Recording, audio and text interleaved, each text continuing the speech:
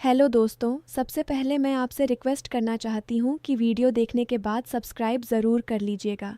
मैं इन वीडियोस को बनाने में बहुत मेहनत करती हूँ और इसी से मैं अपना खर्चा चलाती हूँ। जो भी सब्सक्राइब करेगा, मैं दुआ करती हूँ कि उसकी ज़िंदगी बहुत अच्छी, अमीर और खुशहाल हो। प्लीज़ प्लीज़ सब्सक्राइब कर लीजिएगा।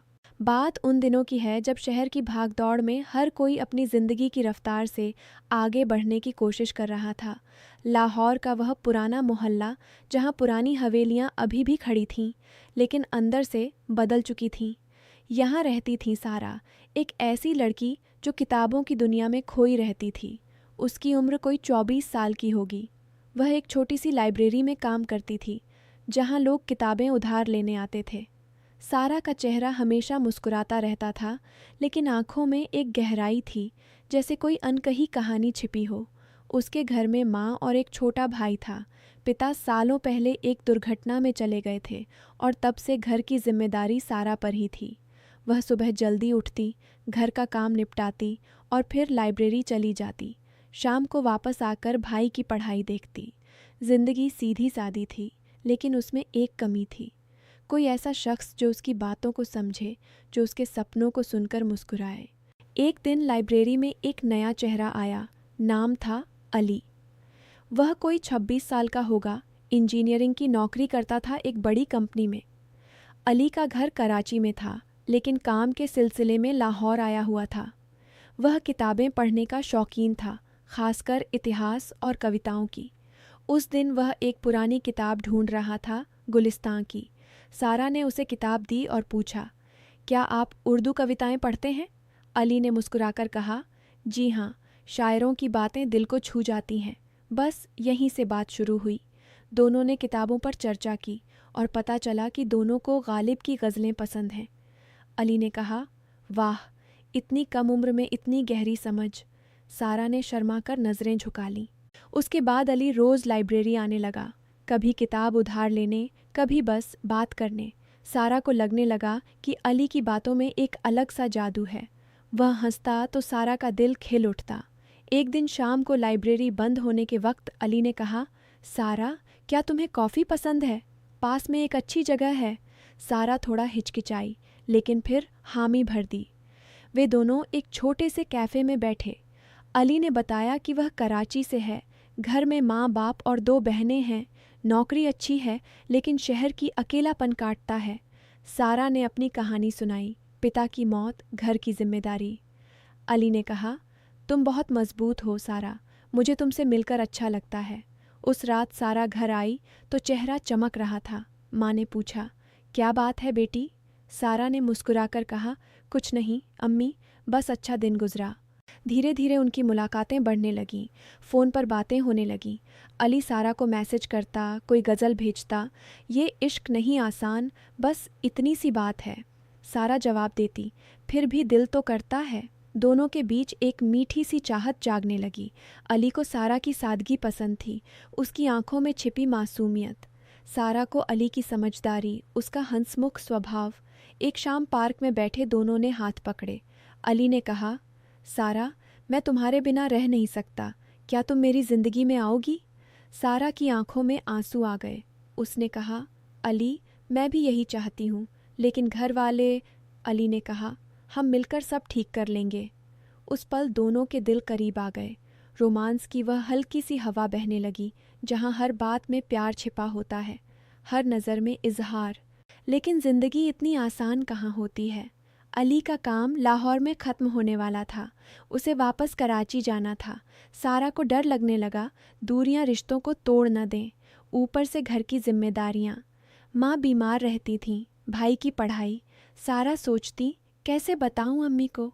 एक दिन अली ने फ़ोन पर कहा, सारा, मैं अपने घर वालों से बात करूंगा, शादी का रिश्ता भेजूंगा। सारा खुश हुई, लेकिन दिल में एक घबराहट थी। क्या परिवार मानेगा? अली का परिवार अमीर था, सारा का साधारण। इसी बीच एक तूफान आया।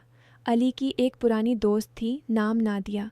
वह अली को पसंद करती थी, लेकिन अली ने कभी उसे वैसा नहीं देखा। नादिया को पता चला कि अली किसी और से प्यार करता है। जलन में उसने एक प्लान बनाया।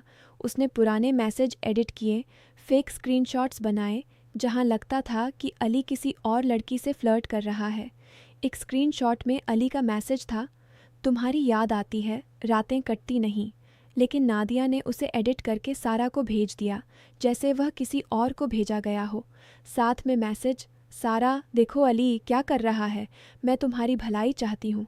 सारा ने देखा तो दिल टूट गया, आंखों में आंसू आ गए। वह सोचने लगी, क्या यह सच है? अली ऐसा कैसे कर सकता है? सारा ने अली को फ़ोन किया, आवाज़ कांप रही थी। अली, ये क्या है, तुम किसी और से बात कर रहे हो? अली हैरान, क्या बात कर रही हो सारा, कौन से मैसेज? सारा ने स्क्रीनशॉट भेजा। अली ने देखा तो समझ गया, ये फेक है सारा, मैंने ऐसा कुछ नहीं लिखा, विश्वास करो। लेकिन सारा का दिल टूट चुका था। कैसे विश्वास करूं? सबूत तो यही कह रहा है। फ़ोन कट गया। अली ने बार बार कॉल किया, लेकिन सारा ने नहीं उठाया। घर पर माँ ने देखा कि सारा उदास है। पूछा तो सारा ने सब बता दिया। माँ ने कहा, बेटी ऐसे लड़कों से दूर रहो, हमारी इज्जत का सवाल है। अगर मोहल्ले में बात फैल गई तो क्या होगा? सारा रोने लगी। परिवार की दबाव, समाज की नज़रें, सब कुछ दिमाग में घूमने लगा। नादिया ने बात और बढ़ा दी। उसने मोहल्ले में अफवाह फैला दी कि सारा किसी अनजान लड़के से मिलती है, रात रात भर बातें करती है। एक दिन सारा की लाइब्रेरी में एक औरत आई और बोली, सुना है तुम्हारी लड़की की वजह से मोहल्ले का नाम खराब हो रहा है। माँ सुनकर टूट गईं। सारा से कहा, यह सब बंद कर बेटी, हम गरीब लोग हैं, इज्जत ही हमारी पूंजी है। सारा का दिल और टूटा। वह सोचती, क्या अली सच में धोखेबाज है या यह सब झूठ? लेकिन अफवाहें फैलती गईं। भाई के स्कूल में भी बात पहुंची। बच्चे ताने मारने लगे। सारा घर में कैद हो गई। काम पर जाना मुश्किल हो गया। लाओबान ने कहा, तुम्हारी वजह से लाइब्रेरी की साख पर असर पड़ रहा है। अली को जब पता चला तो वह परेशान हो गया। वह लाहौर वापस आया, नादिया से मिला और पूछा, तुमने यह क्यों किया? नादिया ने रोते हुए कहा, मैं तुम्हें खो नहीं सकती थी अली। अली गुस्से में बोला, यह जलन नहीं, अपराध है। तुमने एक मासूम की ज़िंदगी बर्बाद कर दी। अली ने सारा से मिलने की कोशिश की। सारा के घर गया। माँ ने दरवाज़ा खोला। कौन हो तुम? अली ने सब बताया। आंटी, मैं सारा से प्यार करता हूँ, ये सब फेक है, मुझे मौका दो साबित करने का। माँ ने दरवाज़ा बंद कर दिया। जा यहाँ से, हमारी बेटी की इज्जत मत बिगाड़। लेकिन अली हार नहीं माना। उसने अपने परिवार को सब बताया। माँ ने कहा, बेटा अगर वह अच्छी लड़की है तो रिश्ता भेजो, लेकिन पहले सच्चाई पता करो। अली ने एक दोस्त की मदद से फेक स्क्रीनशॉट्स की जांच कराई। पता चला कि वे एडिटेड हैं। आईपी एड्रेस नादिया का था। अली ने सबूत जुटाए और सारा को भेजे।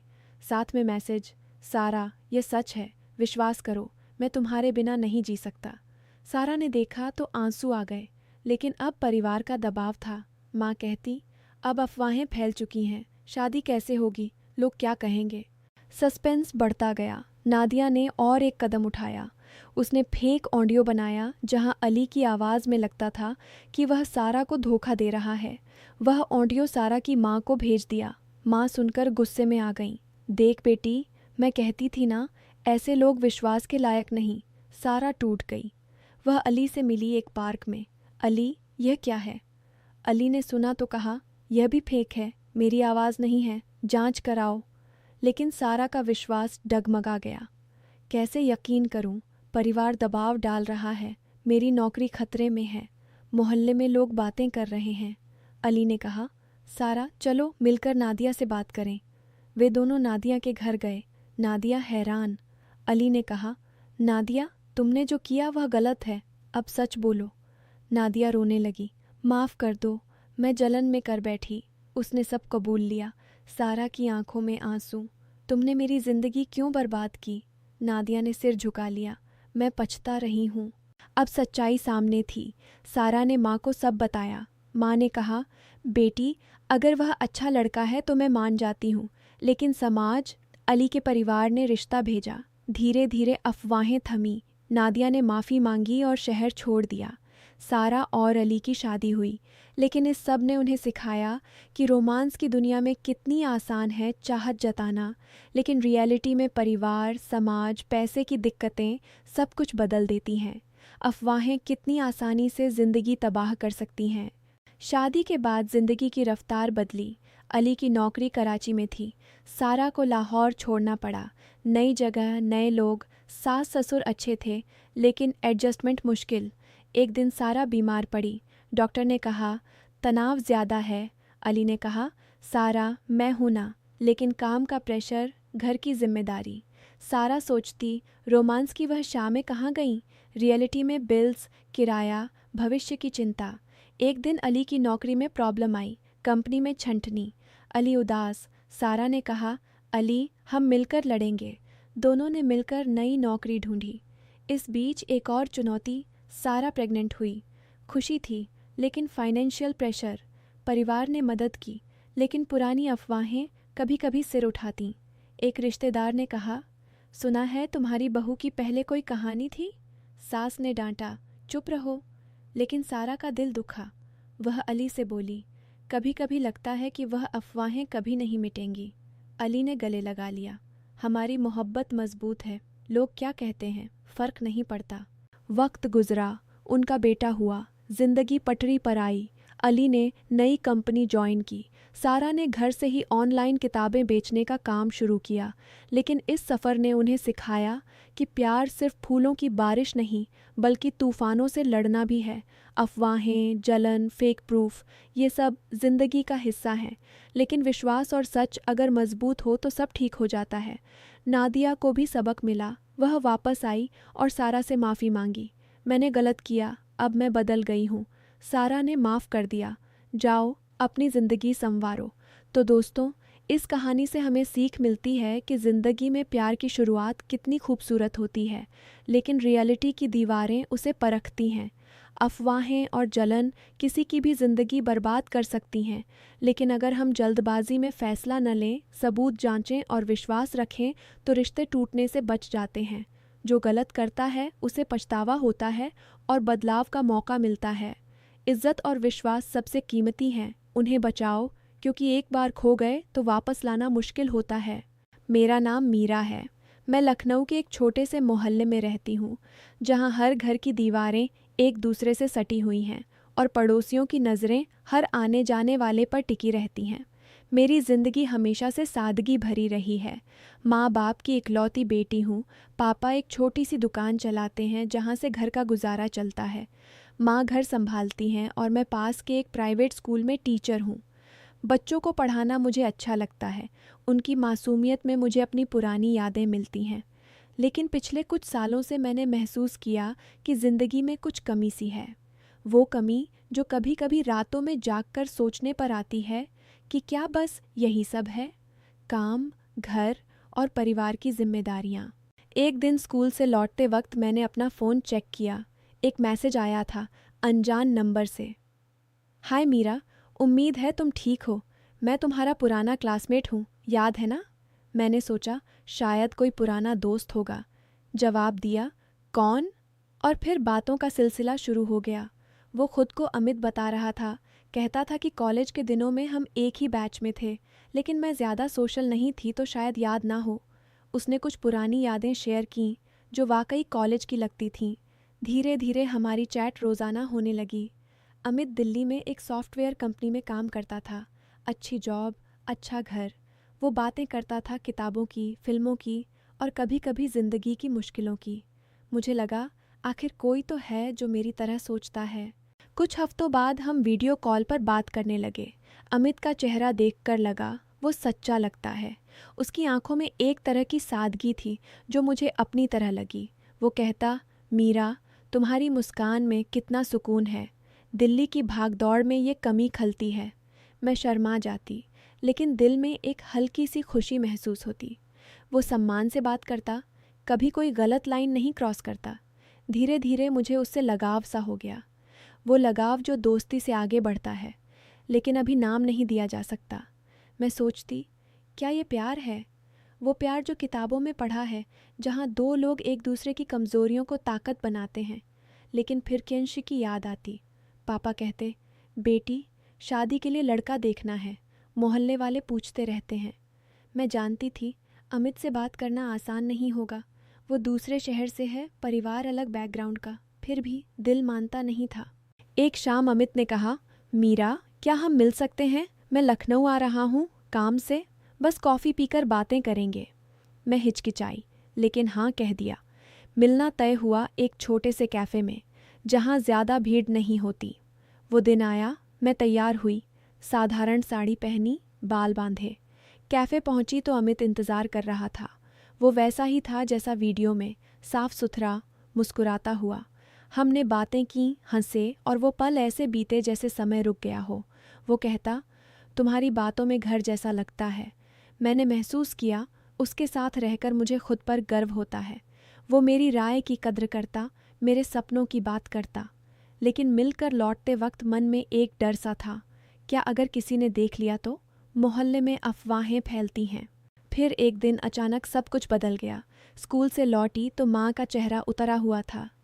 मीरा, ये क्या है? उन्होंने फ़ोन दिखाया, जिसमें कुछ स्क्रीनशॉट्स थे।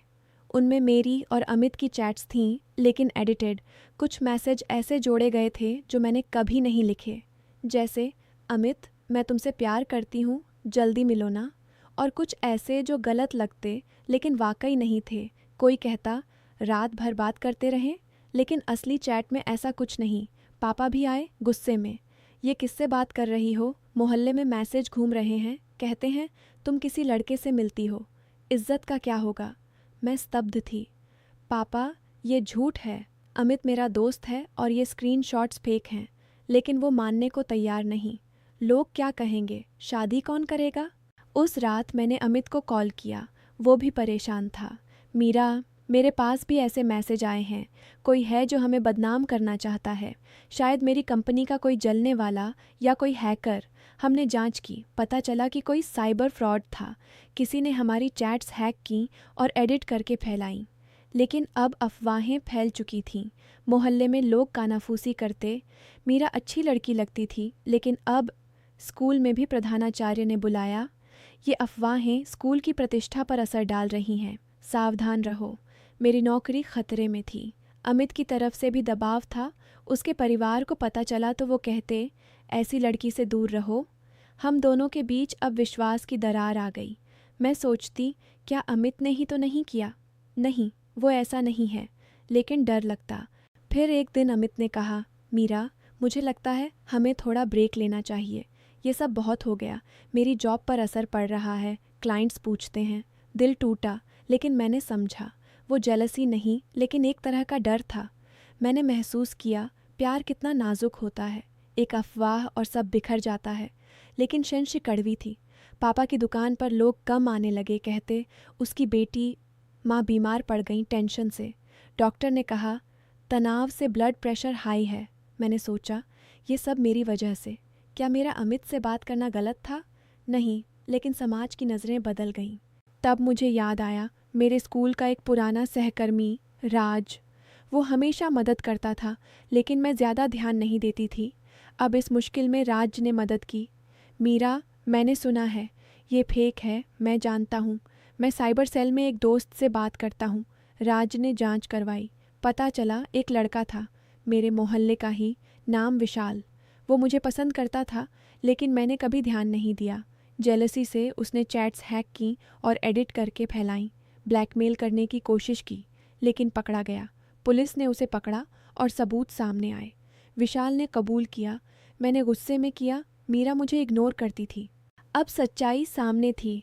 पापा ने माफ़ी मांगी। बेटी, हमने जल्दबाजी में विश्वास नहीं किया। माँ रो पड़ी। अमित को पता चला, वो वापस आया।